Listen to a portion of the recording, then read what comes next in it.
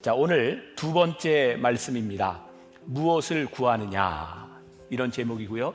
지난주 제목 혹시 기억하시나요? 네, 넌 누구냐. 반말해서 조금 기분 나쁘세요? 네, 넌 누구냐. 그리고 오늘은 무엇을 구하느냐. 오늘 이 물음을 주님께서 우리들에게 물으시는 그런 물음으로 우리들이 듣고 이 말씀에 적용하면 좋을 것 같습니다. 지난주에도 잠깐 언급을 했습니다. 마태, 마가, 누가, 요한복음 이 4복음서 중에 요한복음에만 나오는 말씀을 가지고 12주를 진행을 합니다. 그러니까 여러분들에게 좋은 계기가 될 것 같아요. 요한복음은 특별히 세례 요한에 대한 이야기가 가장 많이 나와 있습니다. 세례 요한이 어떤 인물인지, 무엇을 증거하고 있는지를 보여주고 있고, 지난주에 세례 요한에 대한 이야기도 오늘도 세례 요한과 관계된 이야기를 나누게 됩니다. 요한복음 1장, 여러분들이 성경을 좀 펴놓으시고, 제가 줄치라고 하는데 줄도 치고 하면 좋을 것 같아요. 요한복음 1장에는 이튿날이라고 하는 말이 몇 번이 반복되고 있습니다. 자, 요한복음 1장 28절에 지난주의 말씀에 이어지는 거예요. 이 일은 요한이 세례를 베풀던 곳 요단강 건너편 베다니에서 일어난 일이다. 그리고 29절 처음에 이튿날이라고 되어 있어요. 그리고 또 일들이 쭉쭉쭉쭉 진행되더니 바로 35절 오늘 본문 말씀 어떻게 시작하죠? 또 이튿날 이렇게 시작하고 있습니다. 그리고 이 말씀이 끝나고 나서 오늘 본문 말씀 다음, 우리가 이제 다음 주에 나누게 될 말씀인데 43절도 역시 이튿날이라고 되어 있습니다. 우리가 요 시제를 이렇게 보면서 말씀을 보면 지금 이 요한복음에 일어나고 있는 일들이 굉장히 다이나믹하게 뭔가 사건들이 일어나고 있구나. 제가 여러분들 성경을 볼 때 감정이입이 좀 필요하다는 말씀을 드렸죠. 야, 지금 이 상황 속에 우리들이 들어가야 이 말씀이 제대로 이해가 될 것 같아요. 자, 요한복음 1장의 전체적인 구조를 제가 좀 간단하게 설명을 해보면, 요한복음 1장은 우리가 잘 아는 대로 말씀이 육신이 되어 그분이 이 세상에 뭘로 오셨다? 빛으로 오셨다. 그리고 빛에 대하여 증거하는 사람이 누구예요? 세례 요한이에요. 그리고 그가 증거하던 예수님을 만나게 돼요. 그리고 세례 요한이 저분이 바로 내가 증거하던 그분이야 라고 했더니 그 제자들이 그 말을 듣고 예수님을 따라가기로 결심합니다. 이런 일들이 지금 요한복음 1장에 계속해서 일어나고 있는 거예요. 지난주 말씀 요한복음 1장 19절부터 28절까지 말씀에 요한은 자기의 정체성을 드러내고 있죠. 나는 광야에서 외치는 자의 소리다, 이렇게 이야기를 하고 있고, 바로 그 이튿날 자기가 전하던 그분을 자기 눈으로 보게 됩니다. 나는 광야에 외치는 자의 소리, 나는 그분의 길을 예비하는 사람이야, 그분에 대해서 계속 이야기했는데 그분을 만나게 된 거예요. 자, 요한복음 1장 33절 34절 자 봅니다. 제가 읽어드릴게요. 나도 그를 알지 못하였으나 나를 보내어 물로 세례를 베풀라 하신 그이가 나에게 말씀하시되 성령이 내려서 누구 위에든지 머무는 것을 보거든 그가 곧 성령으로 세례를 베푸시는 이인 줄 알라 하셨기에 내가 보고 그가 하나님의 아들이심을 증언하였노라 하니라. 이 말을 제가 이렇게 평범하게 읽었는데요, 지금 이 일을 보고 있는 요한의 모습으로 우리가 그 안으로 들어가 보자고요. 요한의 사명이 뭐였어요? 예수님을 전하는 거였어요. 근데 그가 예수님을 본 적이 있었어요? 없었어요. 그는 예언자로 예수님에 대해서 전하고 있는데 지금 바로 눈앞에 누가 나타난 거예요? 예수님이 나타나신 거예요. 바로 저분, 물로 세례를 베풀 때 성령이 임하면 그분이다라고 했는데 바로 그 장면을 보게 된 거예요. 요한의 인생에 있어서 가장 하이라이트가 아니었을까요? 그가 전하고 있던 그분, 그가 가지고 있었던 믿음, 그가 전했던 예언이 이루어지는 순간, 아마 그 시대에 스마트폰이 있었다면 요한이 예수님 옆에 가서 사진 한 장 찍으시죠. 기념해야 됩니다. 막 이랬을 것 같아요. 내 말이 맞잖아, 그분이 이분이잖아. 지금 굉장히 흥분된 상태에서 지금 이야기를 하고 있지 않을까. 우리들 요즘 셀럽이라는 말 하죠.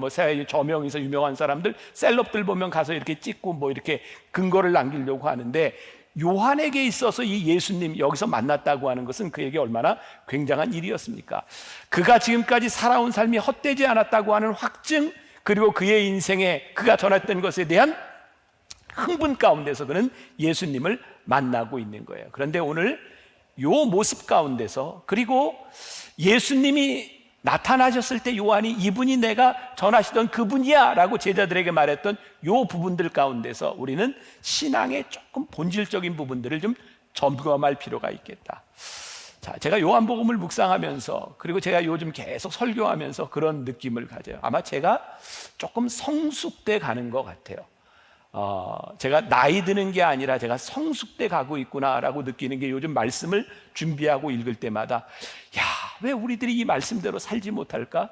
야, 이 말씀이 지금 이런 이야기를 하고 있는데 이 말씀이 왜 우리들에게 부딪히지 않을까? 그런 느낌들이 이전에 제가 설교 준비를 하던 목사가 아니라 요즘은 그 말씀들이 저에게 훨씬 더 많이 와 닿는 것 같아요. 그래서 그 말씀을 여러분들에게 좀 전하고 싶고 이 요한복음을 통해서 우리의 신앙을 한번 점검해보는 계기가 되었으면 좋겠다.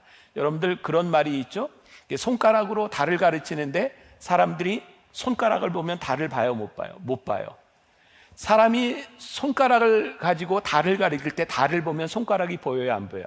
안 보여요. 그런데 우리들이 뭘 봐야 돼요? 가르치는 손가락을 봐야 됩니까? 달을 봐야 됩니까? 달을 봐야 되는 거죠. 우리 신앙이 굉장히 중요한 부분입니다. 요한이 예수님에 대하여 증거했을 때 그 예수님이 저분이다 라고 했을 때 사람들은 누굴 봐야 돼요? 예수님을 봐야 되는 거죠. 그리고 요한은 그걸 잘 알고 있었어요. 이제부터 나는 아무것도 아닙니다. 여러분들이 예수님을 보면 됩니다. 여러분 아마 주변에 알만한 목사님들, 저분 참 설교 잘하는 목사님이야 하는 분들이 있어요. 여러분 교회가 우리의 신앙이 타락하는 이유 가운데 하나가 그런 것 같아요. 그 설교 잘하는 목사님이 누구를 전하고 있어요? 주님을 전하고 있어요. 근데 언제부터인가 우리가 그분이 전하는 주님을 보려고 하는 것이 아니라 그분을 봐요. 우리의 신앙이 잘못돼 가는 겁니다. 교회를 예를 들어볼까요? 이 교회가 부흥하는 것을 보면 복음을 전하고 복음을 받아들인 사람이, 예수를 믿는 사람이 주님 때문에 모였는데 언제부터인가 교회 공동체가 교회 공동체를 위해 돌아가기 시작해요. 이 안에 주님이 없어요. 교회가 타락해 가는 거죠. 여러분 요한이 광야에서 약대 털옷을 먹고 메뚜기와 석청을 먹으면서 복음을 전할 때, 회개하라고 이야기할 때 정말 많은 사람들이 모여들었어요. 왜? 이전과 다른 방식의 놀라운 복음을 전하고 있었거든요. 사람들이 많이 모여들었고 요한을 따르는 그 군중들이 있었고 그 중에는 또 요한을 따르는 핵심 그룹들이 있었던 것 같아요. 자, 요한복음 1장 35절과 36절 우리가 읽었던 본문 말씀 가운데 있죠. 또 이튿날 요한이 자기 제자 중 두 사람과 함께 섰다가 예수께서 거니심을 보고 말하되 보라 하나님의 어린 양이로다. 지금 이 상황을 여러분들이 상상을 하셔야 되는 거예요. 요한이 물로 세례를 줄 때 성령이 내리는 것을 보면서 야, 저분이 예수님이구나. 요한이 만났어요. 그런데 그 이튿날 요한이 핵심 그룹 중에서도 자기 제자를 데리고 함께 서 있는데 저기 예수님께서 거니시는 것을 보고 뭐라고 해요? 보라, 저분이 하나님의 어린 양이다.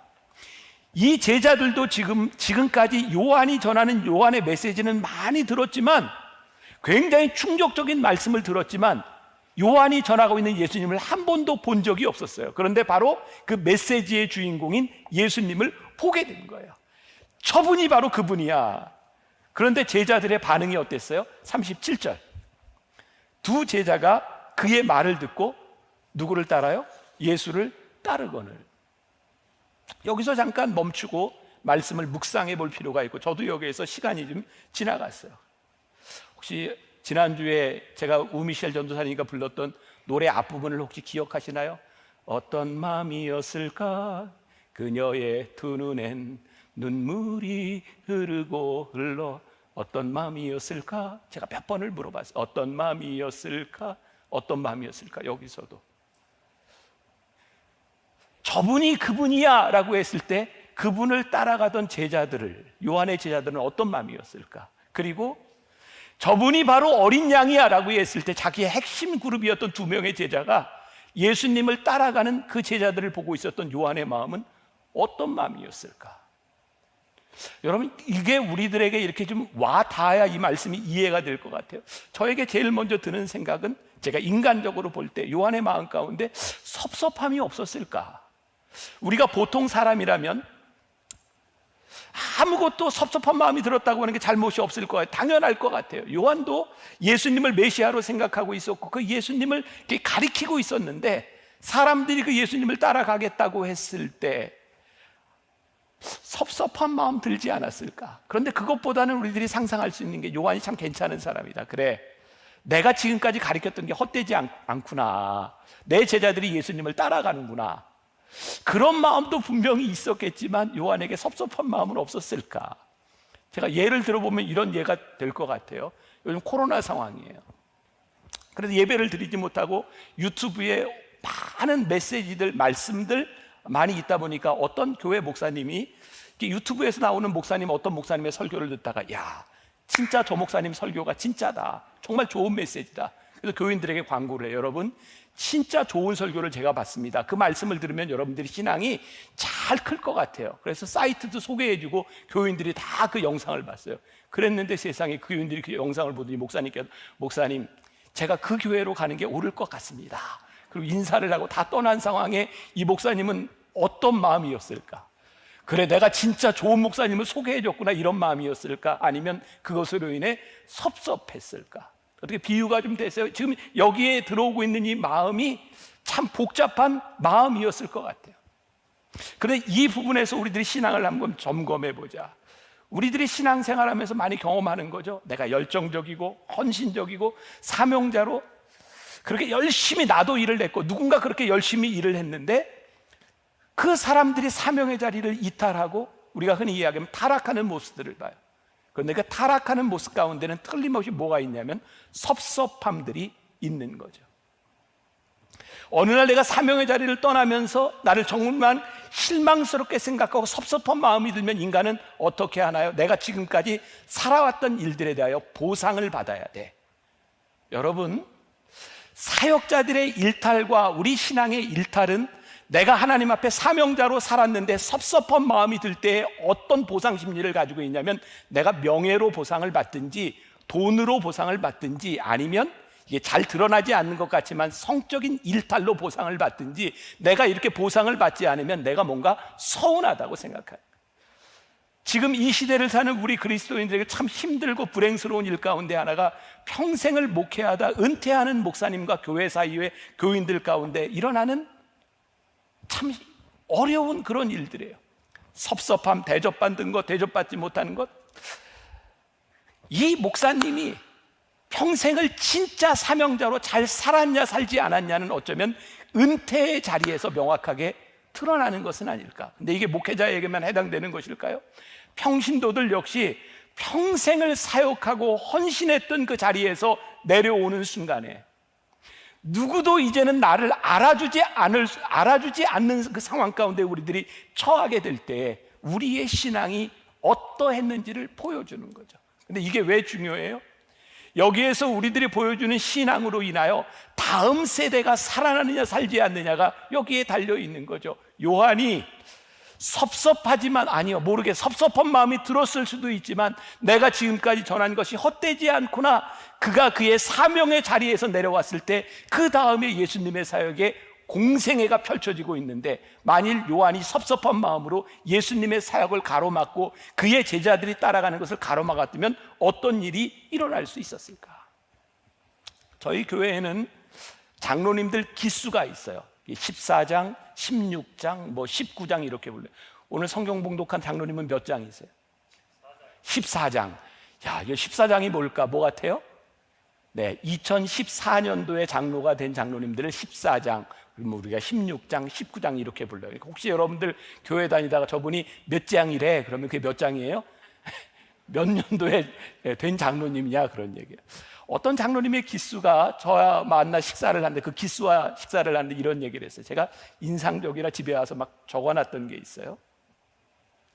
우리 기수 장로님들은 여러 사람이 65세가 되면 은퇴를 하려고 생각을 하고 있는데 우리들 스스로 두려운 마음이 듭니다.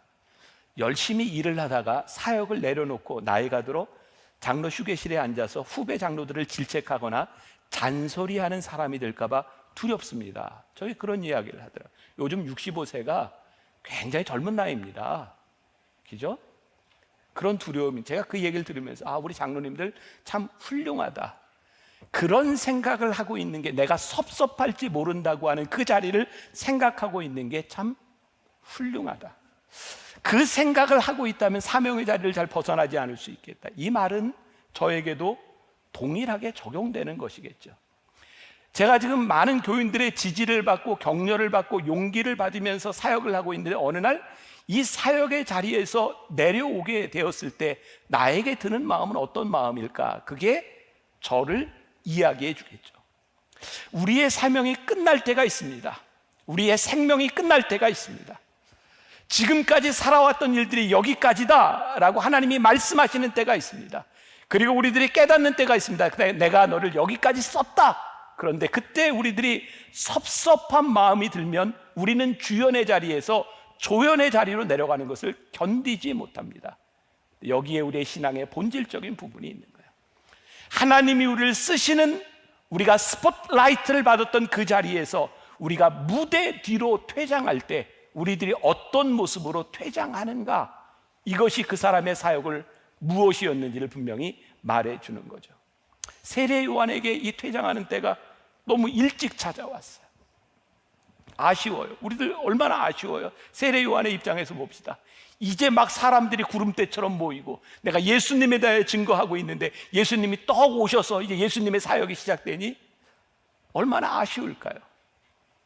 그런데 진짜 세례 요한도 아쉬웠을까 모르겠어요. 우리의 상상의 영역입니다. 그런데 세례 요한이 마지막을 살아가는 그 족적들을 다 찾아보면 세례 요한은 그의 짧은 사역 가운데 주님이 오심으로 인하여 그의 마음이 벅찼고 그는 여기까지라고 하는 생각을 갖기 위해서 끝까지 그의 마음을 다잡았던 사람이었던 것 같아요. 그래서 예수님께서 여자에게서 난 자 중에 세례 요한보다 더 나은 자가 없다라고 말씀하시지 않았을까?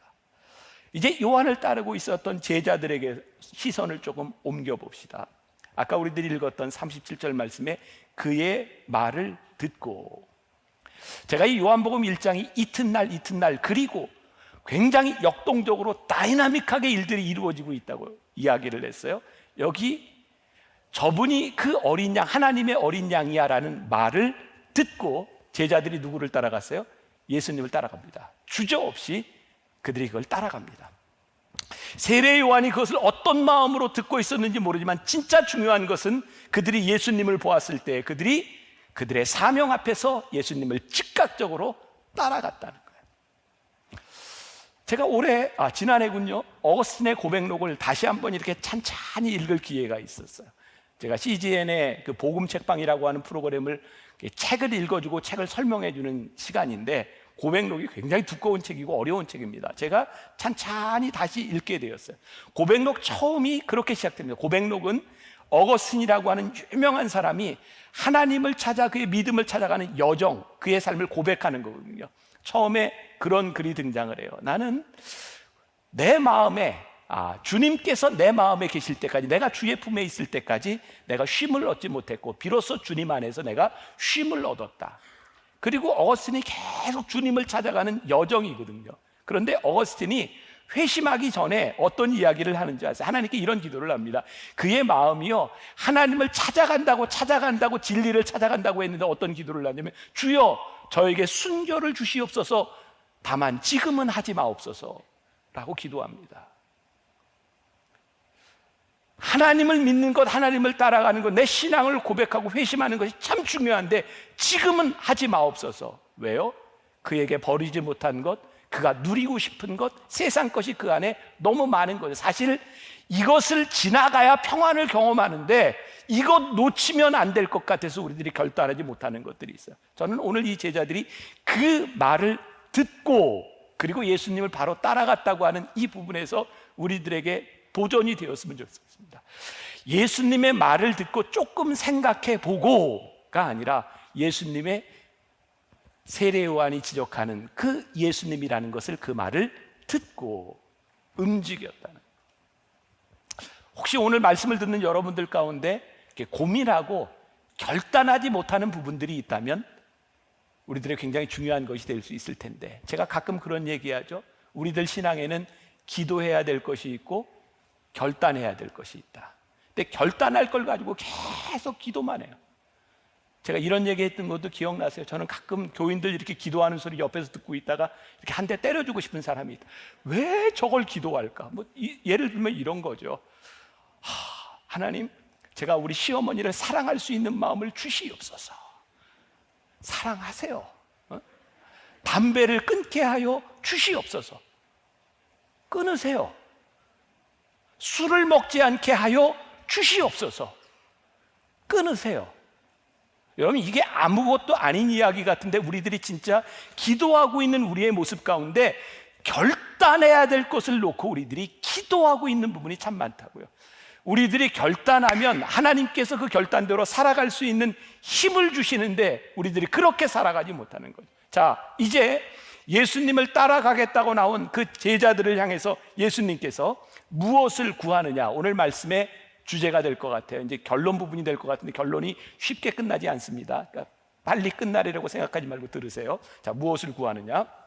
자, 우리들이 누군가의 이야기를 듣고 믿음을 가지고 말씀대로 살아가겠다, 여기까지 우리들은 신앙의 여정을 걸어갑니다. 그런데 오늘 예수님께서 그 말을 듣고 찾아온 제자들에게 아주 직설적으로 물으시는 것이 나와요. 자, 38절과 39절 성경을 펴세요.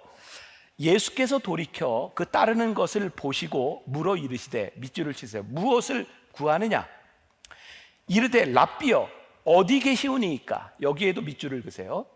예수께서 이르시되 와서 보라. 그리고 그들이 가서 계신 데를 보고 그날 함께 거하니 때가 10시쯤 되었더라.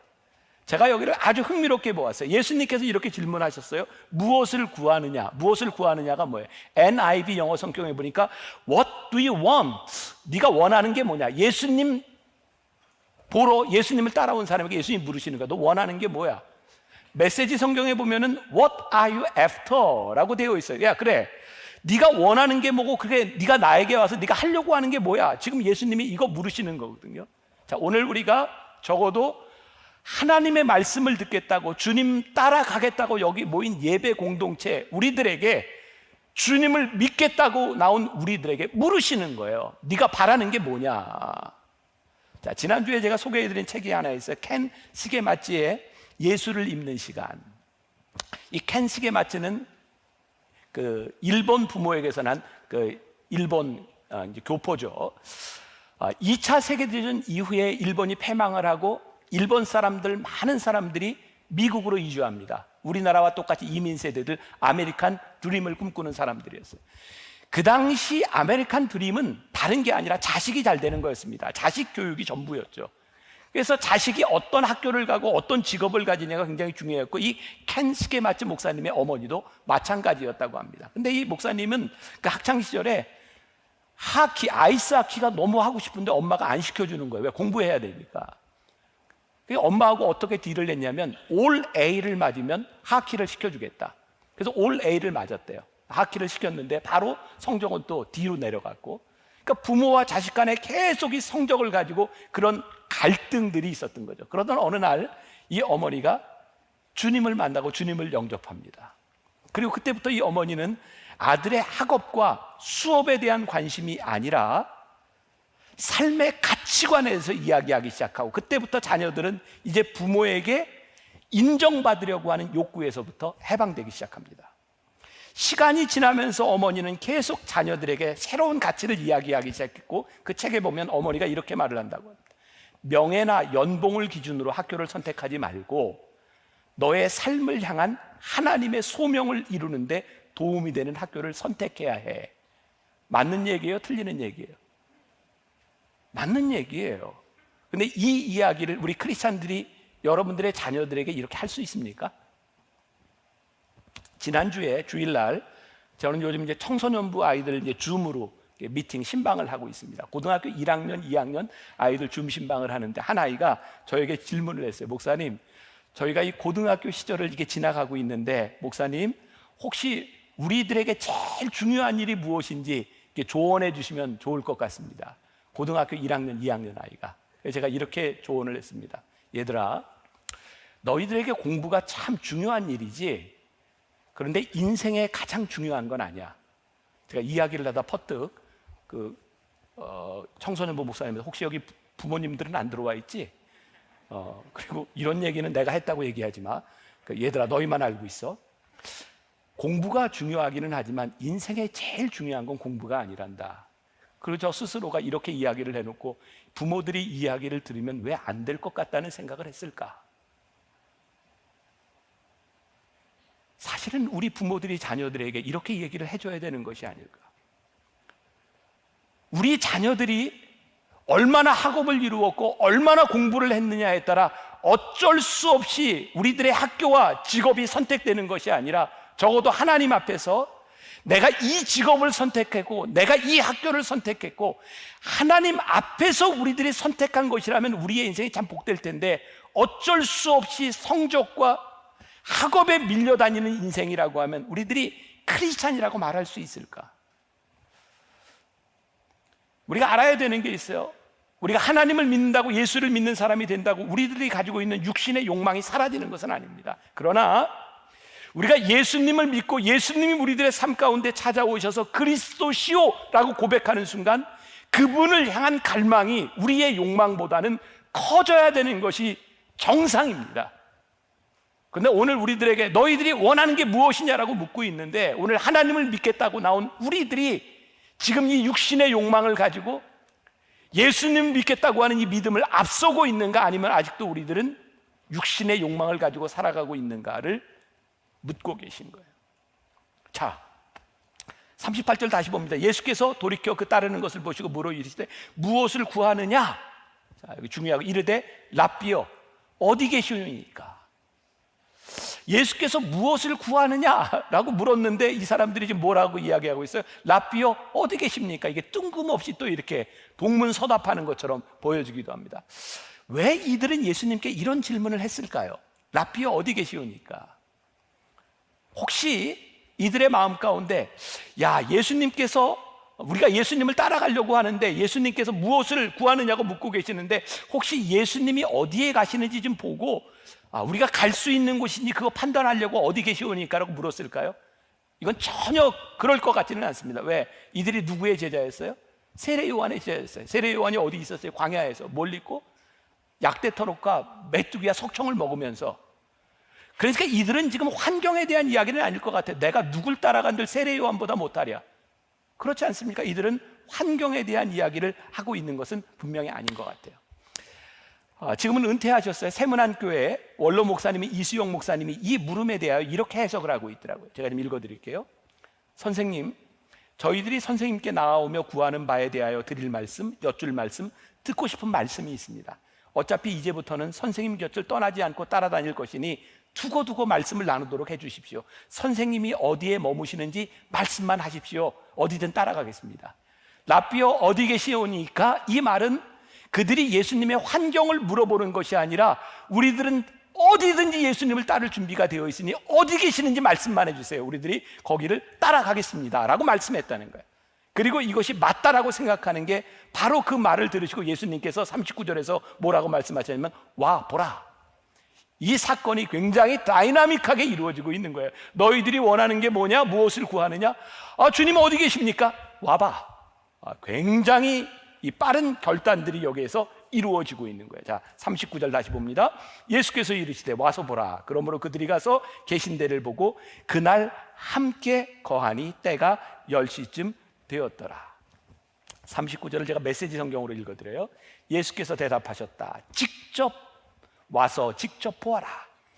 그들은 가서 예수께서 지내시는 곳을 보았고 그날을 그분과 함께 지냈다.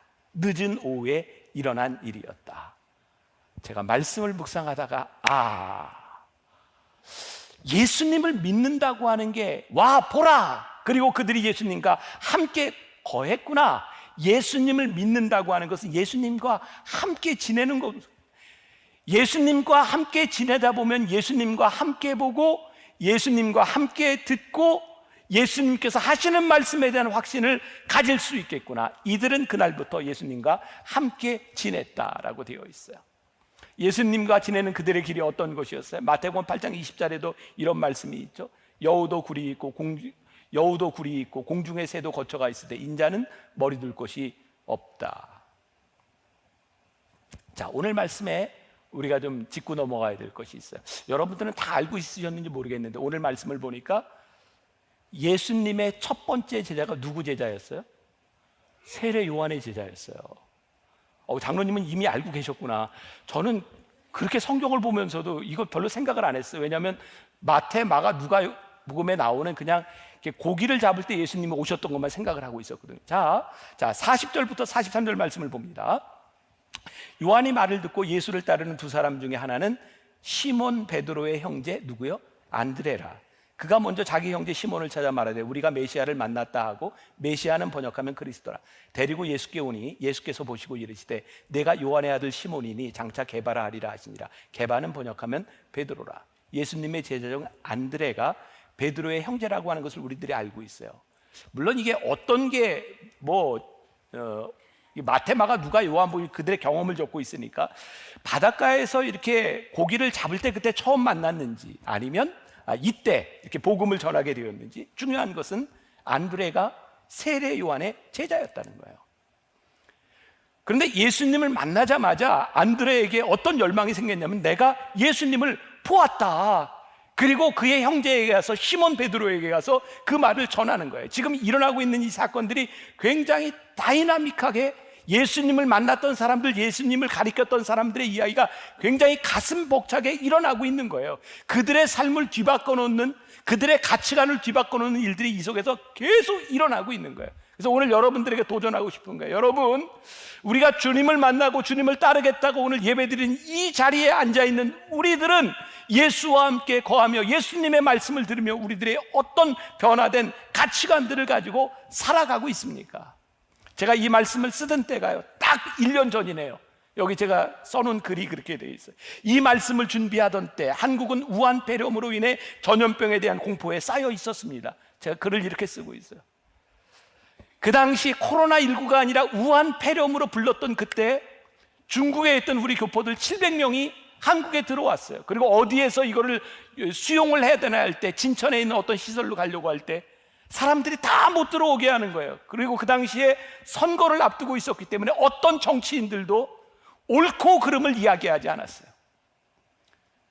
이리저리 떠돌다가 결국은 그래도 참 우리나라 백성들 괜찮다, 2주 후에는 플래카드를 걸어놓고 환영을 하게 되었지만, 그 상황들을 보면서 저는 그런 마음이 들었어요. 이 땅 위에 누구도 옳고 그름을 이야기하지 않는구나. 이 땅에 우리 그리스도인들이 하나님의 말씀을 따라 살아가면서 옳고 그름을 이야기하지 않는구나.